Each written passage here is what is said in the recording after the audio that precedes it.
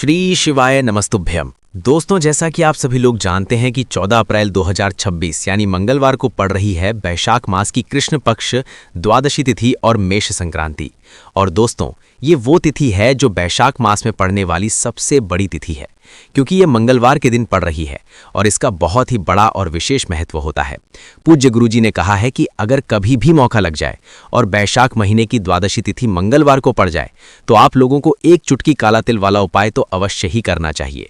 इन दोनों का संयोग बहुत ही कम आता है। इसी के साथ में गुरुजी ने अपनी शिव पुराण कथा में बताया है कि इस दिन आपको एक चुटकी काला तिल वाला उपाय तो आपको अवश्य ही करना चाहिए, क्योंकि ऐसा दिन पूरे साल में सिर्फ एक ही बार आता है।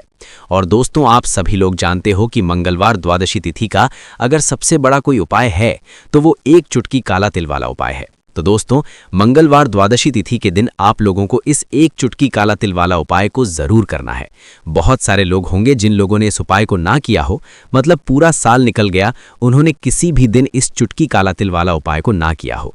पर दोस्तों, आपके पास एक आखिरी मौका बचा हुआ है, जो कि 14 अप्रैल मंगलवार द्वादशी तिथि के दिन है।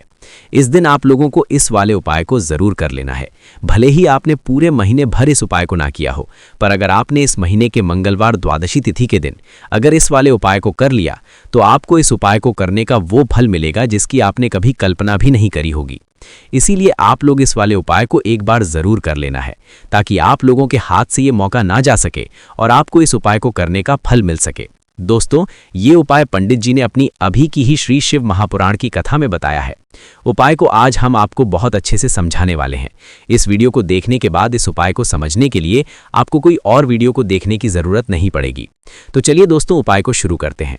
देखिए, ये इस बैशाख महीने के मंगलवार द्वादशी तिथि के दिन ये इतना खास होता है, इतना महत्वपूर्ण होता है। देखा गया है कभी कभी बड़े बड़े पूजा पाठ अनुष्ठान से जो मनोकामना पूर्ण नहीं होते, वो बैशाख महीने की मंगलवार द्वादशी तिथि के दिन एक छोटे से उपाय करने से ही आपकी मनोकामना पूर्ण होए। और बहुत सारे लोगों ने इस उपाय को किया भी है और उनको इस उपाय को करने का फल भी जरूर मिला है। अगर आप लोग भी इस उपाय को करना चाहते हैं तो आप इस उपाय को पहले अच्छे से समझ लेना, सुन लेना, उसके बाद करना। आपको इस उपाय का फल जरूर मिलेगा और इस उपाय को कर लेने से आपके घर में चाहे किसी भी प्रकार की दुख और समस्या क्यों ना चल रही हो, आपको उसका कारण भी नहीं पता है कि भाई ये समस्या किस कारण से चल रही, उसका कुछ भी कारण हो सकता है, जैसे पितृदोष हो सकता है या किसी भी तरह का मंगल दोष भी हो सकता है। तो इस दिन आप लोगों को ये वाला उपाय कर लेना है।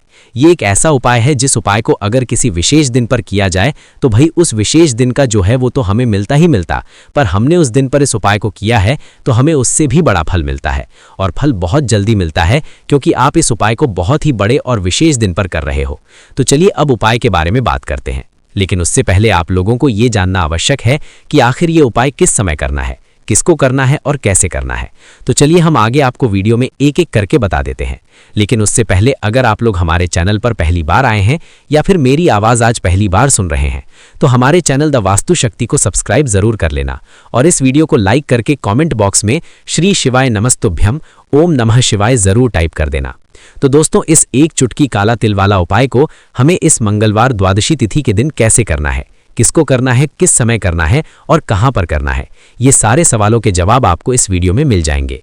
और जो ये वीडियो देखेगा भाई, उसको एक चुटकी काला तिल वाला उपाय जरूर करना चाहिए, क्योंकि इस दिन काला तिल का भी बहुत ही बड़ा और विशेष महत्व होता है।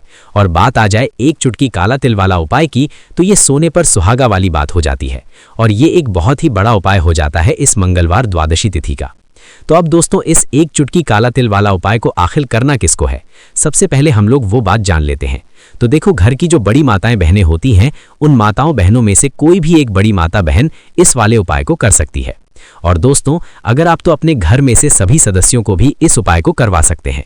अगर किसी व्यक्ति की खुद की कोई मनोकामना है, खुद की कोई दुख और परेशानी है जो कि वो खुद अपने लिए ही करना चाहता है इस वाले उपाय को, तो वो खुद अपने लिए भी कर सकता है।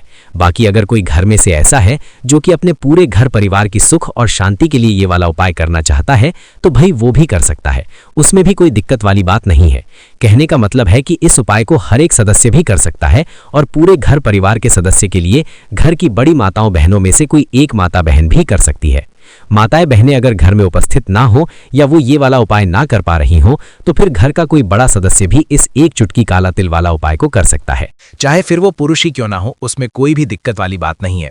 उसके बाद में दोस्तों जो अगला प्रश्न निकल आता है वो ये आता है इस उपाय को लेकर कि आखिर इस उपाय को हमें किस समय करना है, सुबह के समय करना है कि शाम के समय करना है। तो देखो, इस वाले उपाय को आप लोग सुबह के समय भी कर सकते हो और शाम के समय प्रदोष काल में भी कर सकते हो। अब अगर आप पूछो कि भाई साहब सबसे उत्तम समय कौन सा रहेगा इस एक चुटकी काला तिल वाला उपाय को करने का, तो हम आपसे बस यही कहेंगे कि इस उपाय को आप सुबह के समय करेंगे तो ज्यादा बेहतर होगा।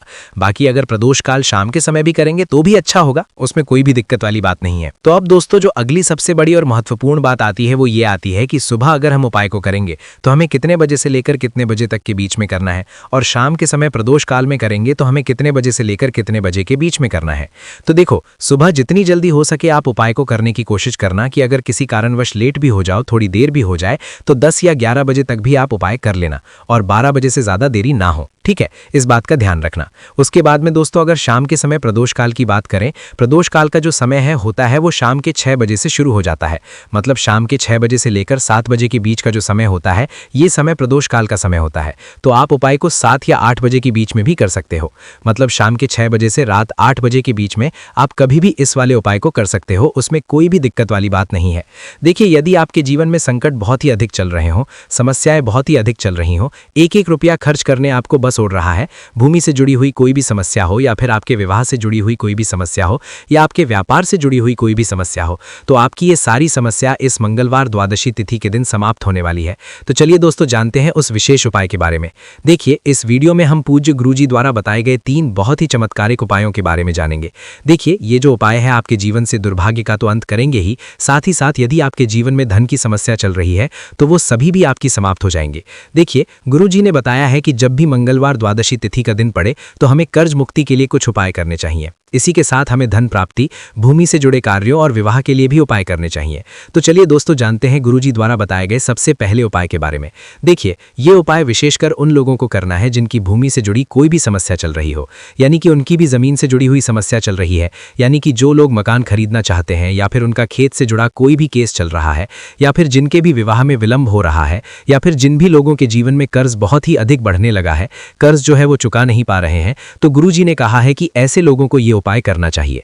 देखिए, इस उपाय के लिए आपको थोड़े से काले तिल ले लेने हैं। आपको मात्र 1 चुटकी काले तिल ले लेने हैं। इसी के साथ में आपको थोड़ा सा शहद ले लेना है। फिर सबसे अंत में आपको 1 लोटा शुद्ध जल ले लेना है। तांबे के पात्र के अंदर आपको अपने घर से शुद्ध जल ले लेना है और इन सभी सामग्रियों को आपको लेकर के पहुंच जाना है भगवान शिव के मंदिर में।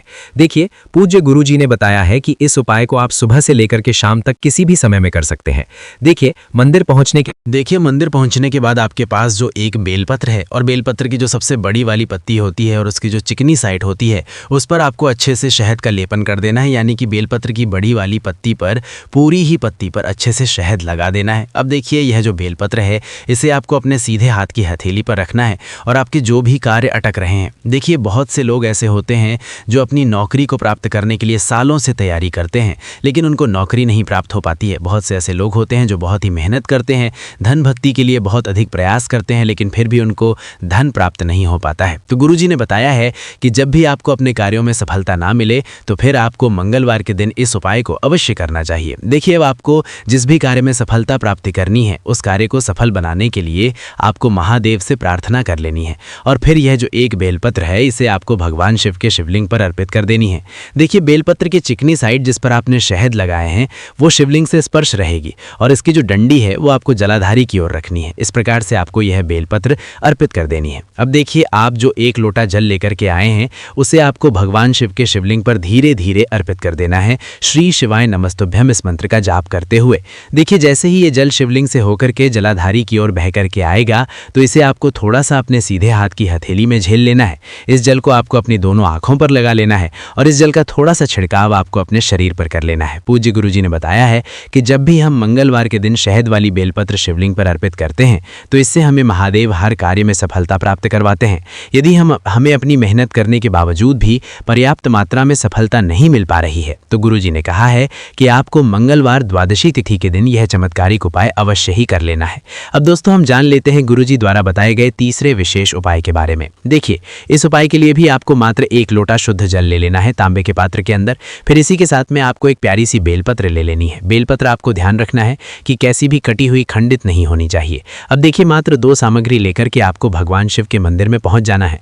पूज्य गुरुजी ने बताया है कि यह उपाय विशेषकर उन लोगों को करना है जिनकी कोई भी विशेष मनोकामनाएं जो कई दिनों से परिपूर्ण नहीं हो पा रही है, चाहे वो विवाह से संबंधित हो, नौकरी से संबंधित हो, व्यापार से संबंधित हो, चाहे किसी भी प्रकार की मनोकामनाएं जो परिपूर्ण नहीं हो पा रही है, तो उसके लिए आपको यह उपाय करना है। देखिए, इस उपाय को भी आप सुबह से लेकर शाम तक किसी भी समय में कर सकते हैं। देखिए, मंदिर पहुंचने के बाद सबसे पहले तो आप बेलपत्र लेकर के आए हैं, उसे आपको अपने सीधे हाथ की हथेली पर रखना है और आपको महादेव से प्रार्थना करनी है कि हे मेरे महादेव, मेरी यह जो मनोकामना है बहुत दिनों से अधूरी है। मैंने कई प्रकार के उपाय कर लिए हैं, कई प्रकार के व्रत कर लिए हैं, लेकिन अभी तक मेरी मनोकामना परिपूर्ण नहीं हो पाई है। तो उस मनोकामना को परिपूर्ण करने के लिए प्रार्थना करनी है और यह एक बेलपत्र आपको शिवलिंग पर अर्पित कर देनी है।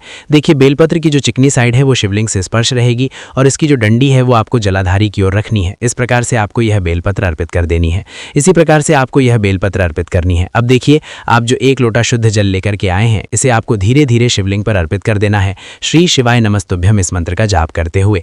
देखिए, जल अर्पित करते हुए आपको कम से कम 11 बार श्री शिवाय नमस्तुभ्यम या फिर ओम नमः शिवाय इस मंत्र का जाप कर लेना है, पूजित कर देना है तथा आपको लगातार शिव महापुराण के मूल मंत्र श्री शिवाय नमस्तुभ्यम इस मंत्र का जाप करते रहना है। पूज्य गुरुजी ने बताया है कि सिर्फ एक मंगलवार द्वादशी तिथि यह उपाय करके देखना और आप स्वयं देखेंगे कि 2 से 3 महीने के अंदर आपके जीवन से जुड़ी हुई जो भी समस्याएं हैं वह सभी समस्या बहुत ही जल्द महादेव की कृपा से दूर होने लगेगी। तो दोस्तों, इस प्रकार से आपको यह पहला उपाय करना है। अब हम जानते हैं दूसरे विशेष उपाय के बारे में। देखिए, इस उपाय के लिए आपको एक प्यारी सी बेलपत्र ले लेनी है।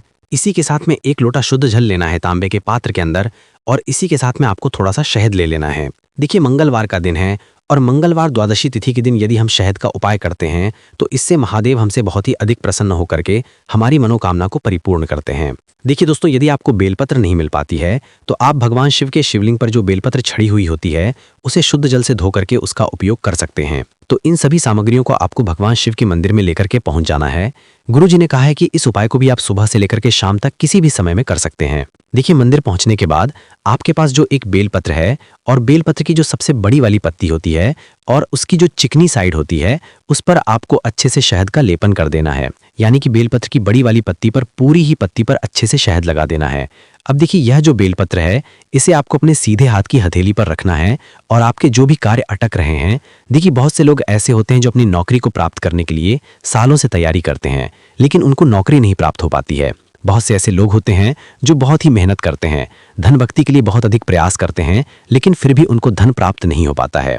तो गुरुजी ने बताया है कि जब भी आपको अपने कार्यों में सफलता ना मिले तो फिर आपको मंगलवार के दिन इस उपाय को अवश्य करना चाहिए। देखिए, अब आपको जिस भी कार्य में सफलता प्राप्ति करनी है उस कार्य को सफल बनाने के लिए आपको महादेव से प्रार्थना कर लेनी है और फिर यह जो एक बेलपत्र है इसे आपको भगवान शिव के शिवलिंग पर अर्पित कर देनी है। देखिए, बेलपत्र की चिकनी साइड जिस पर आपने शहद लगाए हैं वो शिवलिंग से स्पर्श रहेगी और इसकी जो डंडी है वो आपको जलाधारी की ओर रखनी है। इस प्रकार से आपको यह बेलपत्र अर्पित कर देनी है। अब देखिए, आप जो 1 लोटा शुद्ध जल लेकर के आए हैं इसे आपको धीरे धीरे शिवलिंग पर अर्पित कर देना है, श्री शिवाय नमस्तुभ्यम इस मंत्र का जाप करते हुए। देखिए, जैसे ही यह जल शिवलिंग से होकर के जलाधारी की ओर बह करके आएगा तो इसे आपको थोड़ा सा अपने सीधे हाथ की हथेली में झेल लेना है। इस जल को आपको अपनी दोनों आंखों पर लगा लेना है और इस जल का थोड़ा सा छिड़काव आपको अपने शरीर पर कर लेना है। पूज्य गुरुजी ने बताया है कि जब भी हम मंगलवार के दिन शहद वाली बेलपत्र शिवलिंग पर अर्पित करते हैं तो इससे हमें महादेव हर कार्य में सफलता प्राप्त करवाते हैं।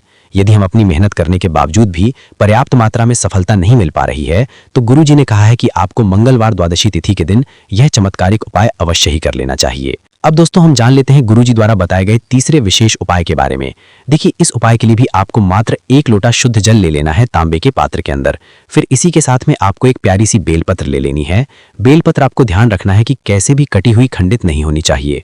अब देखिए, मात्र 2 सामग्री लेकर के आपको भगवान शिव के मंदिर में पहुंच जाना है। पूज्य गुरुजी ने बताया है कि यह उपाय विशेषकर उन लोगों को करना है जिनकी कोई भी विशेष मनोकामनाएं जो कई दिनों से परिपूर्ण नहीं हो पा रही हैं, चाहे वो विवाह से संबंधित हो, नौकरी से संबंधित हो, व्यापार से संबंधित हो, चाहे किसी भी प्रकार की मनोकामना है जो परिपूर्ण नहीं हो पा रही है, तो उसके लिए आपको यह उपाय करना है। देखिए, इस उपाय को भी आप सुबह से के शाम तक किसी भी समय में कर सकते हैं। देखिए, मंदिर पहुंचने के बाद सबसे पहले तो आप बेलपत्र लेकर के आए हैं, उसे आपको अपने सीधे हाथ की हथेली पर रखना है और आपको महादेव से प्रार्थना करनी है कि हे मेरे महादेव, मेरी यह जो मनोकामनाएं बहुत दिनों से अधूरी है, मैंने कई प्रकार के उपाय कर लिए हैं, कई प्रकार के व्रत कर लिए हैं, लेकिन अभी तक मेरी मनोकामना परिपूर्ण नहीं हो पाई है। तो उस मनोकामना को परिपूर्ण करने के लिए प्रार्थना करनी है और यह एक बेलपत्र आपको शिवलिंग पर अर्पित कर देनी है। देखिए बेलपत्र की जो चिकनी साइड है वो शिवलिंग से स्पर्श रहेगी और इसकी जो डंडी है वो आपको जलाधारी की ओर रखनी है। इस प्रकार से आपको यह बेलपत्र अर्पित कर देनी है। इसी प्रकार से आपको यह बेलपत्र अर्पित करनी है। अब देखिए आप जो 1 लोटा शुद्ध जल लेकर के आए हैं इसे आपको धीरे धीरे शिवलिंग पर अर्पित कर देना है इस मंत्र का जाप करते हुए। देखिए जल अर्पित करते हुए आपको कम से कम 11 बार श्री शिवाय नमस्तुभ्यम या फिर ओम नमः शिवाय इस मंत्र का जाप कर लेना है।